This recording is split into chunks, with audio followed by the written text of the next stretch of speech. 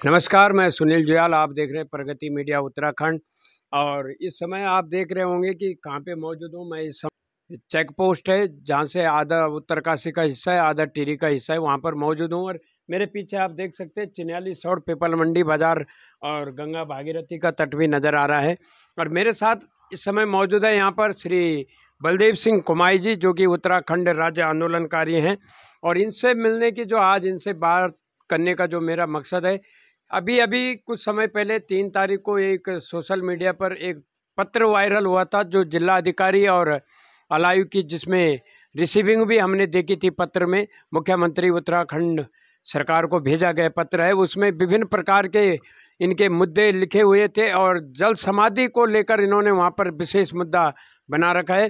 तो इनसे जानेंगे कि किस प्रकार का वो पत्र था और जल समाधि लेने का आखिर इनका क्या ऐसा मकसद है जो ये जल समाधि लेने पर मजबूर हुए हैं। कुमार जी, आपका स्वागत है हमारे चैनल पर। नमस्कार, धन्यवाद जुयाल जी। प्रगति मीडिया का बहुत बहुत धन्यवाद।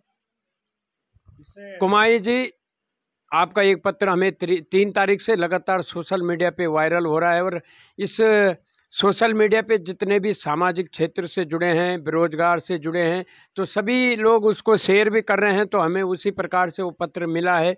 उसमें काफ़ी आपने बिंदु रखे हुए हैं और विशेष का जो वहाँ पर आपने जो विशेष, जिसमें अगर उसको देखा जाए, जो मुख्य मुद्दा जो बन चुका है वो है जल समाधि का। ऐसी क्या नौबत आई कुमाई जी कि आपको जल समाधि लेने के लिए मजबूर होना पड़ रहा है? देखिए, हम लोग 1994 के राज्य आंदोलनकारी हैं, लेकिन हमने कोई निस्वार्थ भाव से सभी गए थे वहाँ, लेकिन हमने कोई लालसा नहीं रखी कि हमें भी नौकरी चाहिए। अगर प्रयास करते तो शायद मिलती, लेकिन हमने निस्वार्थ भाव से गए थे। और निस्वार्थ भाव से जब आज उत्तराखंड की पीड़ा देखी जा रही, जो हालत हो रखी उत्तराखंड की, आज जो है, जो दर बदर हो रखा है, पलायन के स्तर जितना ऊंचा बैठ उठ गया उत्तराखंड के अंदर, और बेरोजगारी, शिक्षा, स्वास्थ्य, अगर इन पे बातें करें तो पलायन बहुत ज़्यादा, और सरकार कह रही कि हम पलायन रोकने पे लगे हुए हैं। मैं आपको याद दिला देता हूँ, 2017 में जो है रिवर्स प्लानिंग के तहत उत्तराखंड सरकार, श्री माननीय मुख्यमंत्री त्रिवेंद्र सिंह रावत जी थे, उन्होंने कई इवेंट करे, मुंबई में किए, दिल्ली में किए, बड़े बड़े होटलों में करोड़ों रुपए खर्च हुए। उसके बाद भी इन्होंने कोई धरातल पे कोई ठोस नीति नहीं बनाई जिससे पलायन रुक सके। फिर इनके पास मौका आया तो 19 में, 20 में, जब जो है आपका जो कोरोना काल चला, महामारी चली, उस समय काफ़ी प्रवासी घर आए। उस समय इनके पास बहुत सुनहरा मौका था कि पलायन को रोकते, लेकिन ये नहीं रोक पाए। इनकी नीतियाँ किसी काम की नहीं थी। इनकी जो योजना थी धरातल पे जीरो दिखने को दिखी। उसके तहत पलायन कैसे रुकेगा अगर आपकी नीति सही नहीं है? इसलिए नीतियां बनाने की जरूरत है। नीतियों को सुधार करो। रोजगार, जो मेन मुद्दा है रोजगार, अगर यहाँ रोजगार मिल जाता है, अगर यहाँ स्वास्थ्य व्यवस्था अच्छी हो जाती है, अगर यहाँ शिक्षा व्यवस्था अच्छी हो जाती है, आप किसी भी प्रवासी से पूछ लो क्या वो बम्बई, दिल्ली जैसे प्रदूषण बड़े शहरों में रहना चाहता है। मैं तो पिछले 20-21 वर्ष दिल्ली में रह के आया हूँ। इंटरनेशनल काम था मेरा, लेकिन मैं अपनी धरती से प्यार करता हूँ, अपने क्षेत्र से प्यार करता हूँ, इसलिए वापस आया हूँ। और एक राज्य आंदोलनकारी होने के नाते मेरी जिम्मेदारी बनती, जब हम उस समय लड़ रहे थे तो हमारी माँ बहन बेटियों ने जो अपनी जान गंवाई, जो शहीद हुए हैं, उनकी आत्मा क्या कह रही होगी आज। इसलिए जो है अब मेरा अंदर से मन झंझोरा जा रहा है कि नहीं, अंदर से आत्मा कह रही कि नहीं, अगर अभी हम बैठ गए तो अभी, नहीं तो कभी नहीं। अभी पीछे हमारा एक युवा साथी बॉबी पवार लोकसभा के लिए उठा, अच्छी पहल करी उन्होंने, पहली बार करी, पहली बार तीसरे नंबर स्थान पे आए, और फिर भी जो है इन राष्ट्रीय पार्टियों को धूल चटाने का काम किया। उसी तरह से क्षेत्रीय दल, जब तक हम क्षेत्रीय दल को मजबूत नहीं करेंगे, राष्ट्रीय पार्टी हमारा कुछ नहीं भला कर सकती है। मेरी पीड़ा है तो मेरा पड़ोसी जानेगा, कोई बाहर वाला नहीं जानेगा। इसलिए राष्ट्रीय दल जितना हो सके उनका सपोर्ट करो। और जो मैंने जल समाधि का दिया, क्योंकि अब आखिरी दिख गया कि कम से कम एक सिरदेव सुमन ने ही कोई ठेका ले रखा था, जितने भी शहीद उन्होंने, तो आगे अगर ऐसी बंद हो जाएगा तो फिर कोई कोई नहीं रहेगा, फिर क्या रहेगी किसी की। इसलिए हम जो है लोगों को जगा रहे हैं और पूरा प्रयास है कि उस दिन जो है जल समाधि का है, 10 तारीख को हमारा जो है प्रेस कॉन्फ्रेंस है देहरादून में, उसके माध्यम से सभी लोगों से गुजारिश करते शेयर कीजिए। और ये मामला जो है एक मेरा ही नहीं, पूरे उत्तराखंड का है। और इसी के साथ धन्यवाद। कुमाई जी, दल हैं, इनको लेकर जो युवाओं में जो एक आगे बढ़ने की जो चाहत है, होड़ है, वो काफ़ी नज़र आती है। जबकि जो क्षेत्रीय दल है उत्तराखंड का, उसमें युवा बिल्कुल जागरूकता नहीं दिखा पाते। ऐसा क्या कारण है? और जबकि युवा ही उत्तराखंड का सबसे ज़्यादा बेरोजगार है। देखिए, सबसे पहले जो आप क्षेत्रीय दल जो पहले था उत्तराखंड क्रांति दल, उसमें उनके आपसी मतभेद मनभेद के कारण ये सब छिन्न भिन्न हो गया। लेकिन अब युवा पीढ़ी है, उनको आना चाहिए आगे और उन बुजुर्गों को साइड करो और खुद आओ आगे और कमान संभालो अपने प्रदेश को बचाने की। उत्तराखंड को जो है इन बहरोंगियों से, इन जो है जो ये जो काफिर जो हमें काफिर बोलते हैं, इनसे बचाओ। क्या बलदेव कुमाई के जल समाधि लेने से उत्तराखंड में रोजगार शुरू हो जाएगा? रोजगार शुरू नहीं होगा, लेकिन जल समाधि लेने से ये होगा कि लोगों को पता तो चलेगा कि क्या कारण। इसलिए मैंने अचानक नहीं ली, हमने एडवांस में लोगों को सूचना करा है और लोगों को अवेयरनेस करा है कि हम ऐसा करने जा रहे हैं। अगर आप लोग चाहते हो कि वही मेरी समाधि लेने का कारण क्या है, मैंने बता दिया साफ स्पष्ट शब्दों में। रोजगार, स्वरोजगार, पलायन, रिवर्स प्लानिंग और स्वास्थ्य शिक्षा। क्या पलायन रुक जाएगा? पलायन रुक सकता है अगर सरकार की नीति सही हो। मैंने तो नहीं बोला मैं करूँ, अगर सरकार की नीति, अगर सरकार के मुख्यमंत्री महोदय का अगर उसमें आता है लिखित में, बयान में, या वो अपना उसमें देते हैं कि हम इसमें करते हैं कुछ बिंदु, तो ऐसे कुछ समय इम्प्लीमेंट किया जा सकता है। अगर ऐसा होता है तो कहीं ना कहीं पलायन रुकेगा। अगर आप जो है नीति, अगर आपके पास नहीं है कोई सुझाव करने वाले हैं, तो आप समाज से ट्राई लीजिए। समाज में ऐसे ऐसे व्यक्ति है, क्योंकि जो नेता बनता है वो सिर्फ अपने घर बनने के लिए बनता है, वो अपने प्रॉफिट देखता है, अपनों का प्रॉफिट देखता है। चाहे कोई भी नेता हो, कोई इसका ठेकेदार रिश्तेदार है, कोई इसका पति ठेकेदार है, कोई अपना नेता है, तो इस तरीके से जो उनको तो मौका नहीं है। लेकिन जनता को तो पीड़ा होती है भाई, मेरी पीड़ा तो मैं ही समझूंगा, कोई और तो समझेगा नहीं। इसलिए जो है इसी सबको चलते हुए ये फैसला लिया गया। और जहाँ तक मैं लगता हूँ कि सरकार कोई ना कोई ठोस कदम उठाने के लिए तैयार रहेगी। और ऐसा नहीं कि हम इसमें किसी को धमकी दे रहे हैं, क्योंकि ये सब चीज़ों से हम गुजर चुके हैं। इस चीज़ का हमें अनुभव है। हमने जो आरोप लगाया गलत नीतियाँ, और जो हमने आरोप लगाए झूठे वादे, वो हम पूरे पर्याप्त सबूतों के साथ खड़े होंगे। तो क्या इस जल समाधि को लेकर बलदेव कुमाई के साथ जो युवा है वो तैयार है? बिल्कुल, कुछ लोग तैयार हैं, कुछ लोग तैयार होंगे।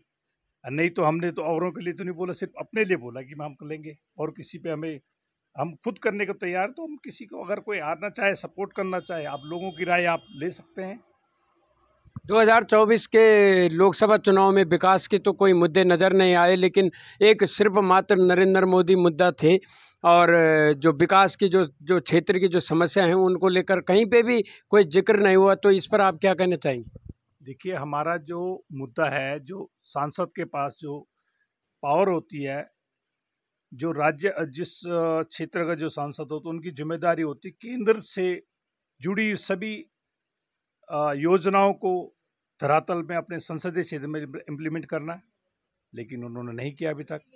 आज तक जो मुद्दे, ये टिहरी बांध विस्थापित के मुद्दे केंद्र से जुड़ा हुआ है। तो केंद्र की राज्य लक्ष्मी शाह जो है सांसद, वर्तमान सांसद और पूर्व सांसद भी है, उन्होंने आज तक कभी ये मुद्दे नहीं उठाए।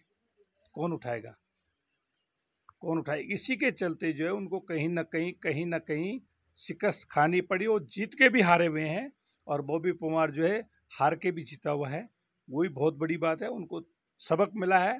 देखो, अभी भी अगर दुरुस्त नहीं आते तो अगली बारी तय है। बाकी हमारा बीजेपी से किसी पार्टी से हमारा कोई द्रोह नहीं है और किसी से कोई ऐसी भावना नहीं है। अगर कोई पार्टी अच्छा काम करेगी तो करेंगे, नहीं तो हम जो है क्षेत्रीय लोग, राज्य आंदोलनकारी के तौर पे हम लोग भी किसी न किसी दल के साथ जुड़ेंगे क्षेत्र के हित के लिए, और उसके साथ जो है क्षेत्र की लड़ाई लड़ा के राष्ट्रीय पार्टी को छोड़कर। तो आपकी परसों अभी कॉन्फ्रेंस भी रखी हुई है देहरादून में, जिसमें आपकी मुझे थोड़ा जानकारी मिली है।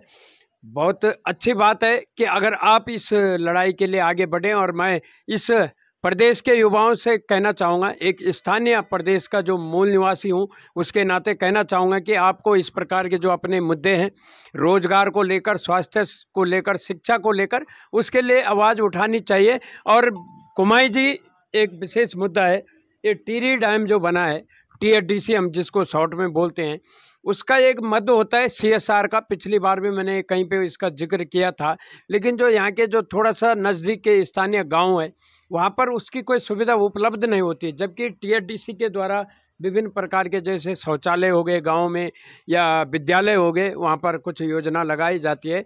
लेकिन हमने अधिकतर देखा THDC का ऐसा कहीं बोर्ड नज़र नहीं आता, और जहाँ अगर आ भी गया है तो उनके जो अपने चहेते होते हैं ठेकेदार, उनको ही दिया जाता है वो काम। ऐसा क्यों है?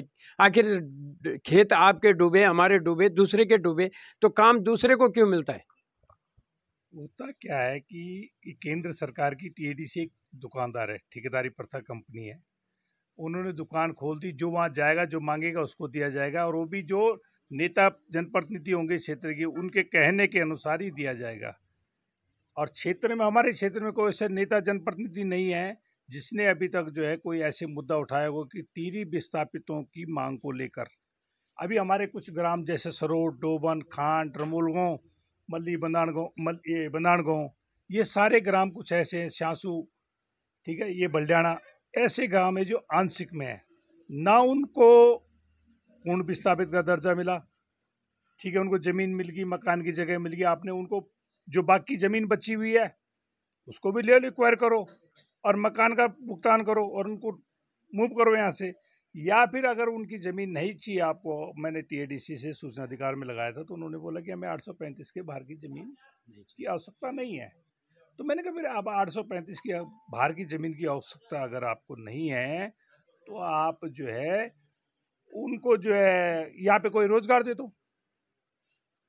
अगर आपको जरूरत नहीं है 835 के बाहर, तो या तो हमें जो रोजगार दो, हर वो सुविधा मुहैया कराओ जो हमें चाहिए, जो आम जीवन जीने के लिए चाहिए होती है, वो सारी मूलभूत सुविधाएं उपलब्ध कराओ। तो ये हमारा मांग है उनसे। और जो हनुमंतराव कमेटी का जो प्रस्ताव था, जिसमें लिखित में था, टिहरी विस्थापितों की जब जमीन अधिकृत की गई थी केंद्र सरकार द्वारा, उस समय कहा गया था प्रत्येक परिवार को रोजगार, बिजली पानी मुफ्त दिया जाएगा।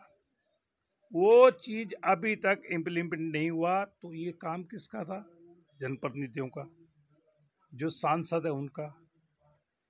हमारे यहाँ से 22 साल से एक नहर टूटी हुई थी, आपने भी देखा होगा, बीच में हमने उसमें जो है किसी जनप्रतिनिधि ने आवाज़ नहीं। जब मैं आया 19 में, जब मैंने आवाज़ उठाई नहर से संबंधित, तब 1,28,00,000 रुपए स्वीकृत हुआ। आज वो नहर बन के तैयार, खेतों में लोग अपनी रुपाई की तैयारी कर रहे हैं। तो कोई प्रतिनिधि बोलेगा ही नहीं THDC को, उनको क्या जरूरत पड़ी है? जब तक बच्चा रोएगा नहीं, माँ बाप तो बोलेंगे खेल रहा, खेलने दो उसको। जब तक हम THDC को जाके बोलेंगे नहीं, जब तक एकजुट एकमुट होकर हम अपनी आवाज नहीं उठाएंगे, तब तक कुछ नहीं होने वाला है। मतलब आपका कहना है कि सबसे पहले आवाज उठानी बहुत जरूरी है। बहुत जरूरी है, और उसके लिए जनप्रतिनिधियों का काम है, लेकिन जनप्रतिनिधि कोई करने को तैयार नहीं है। अभी मैंने, हमारे कल एक युवा साथी हैं, वो मैं उनका नाम बोल रहा हूँ, बिष्ट जी है, वो अधिकतर अपने चैनल पे कुछ न कुछ भारत बिष्ट, उन्होंने लोगों से पूछा, लोगों की राय ली वहाँ पे कि आप कितने हैं, कितने प्रतिशत है जो लोकल क्षेत्रीय नेता उनसे खुश। सबने बोला कोई खुश नहीं, कुछ नहीं किया उन्होंने। हमारी टिहरी बांध की जो हमारी संपत्ति, प्राइवेट या सरकारी संपत्ति संयोजित की गई है, उनको पुनर्जीव के लिए कुछ न कुछ। अब हमारे यहाँ खांड के नीचे ट्रॉली लगी हुई थी, आर पार मल्ली, बंदाणों, कुमराड़ा, सरोट, कुमरा, इधर बात जानों के लिए, आर पार के लिए, वो ध्वस्त, वो डूब गई। कंडी शाम के नीचे तरसोड़ा एक ब्रिज था आने जाने के लिए, छोटे हल्के वाहन के लिए, वो डुबा दिया। उसका किसी ने अभी तक मुद्दा नहीं उठाया। मैंने तो वहाँ के व्यापारी भाइयों से कहा है, मैंने कहा आप बोलो, हम उसके लिए तैयार हैं। ये मुद्दा भी हम उसमें शामिल करेंगे, ऐसा नहीं है। ये मुद्दा भी हमारा क्षेत्र के विस्थापितों का मुद्दा है, जो हनुमंतराव वाली कमेटी। कुछ मुद्दे ऐसे हैं कि अब जैसे झील है, विस्थापितों को आपने रोजगार नहीं दिया। इस झील में जो भी राजस्व अर्जित हो तो आप हमारे क्षेत्रीय आदमी से लो और उसको करने दो हमारे को काम। जैसे पानी में मछली निकासी का है, दे दो 2-2 किलोमीटर के टुकड़े लोकल आदमियों को, जो जिसका नसीब होगा मिलेगा। अब फिर उसके बाद जो है इसमें रेत का काम होता है, प्रत्येक ग्रामीणों को 2 क्षेत्र में ज़्यादा से ज़्यादा आपको रोजगार राजस्व आएगा।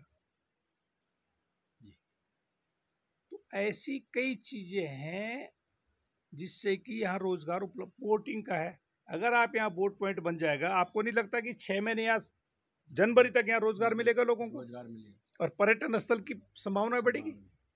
हमारा शोर देखा आपने कितना लंबा चौड़ा है।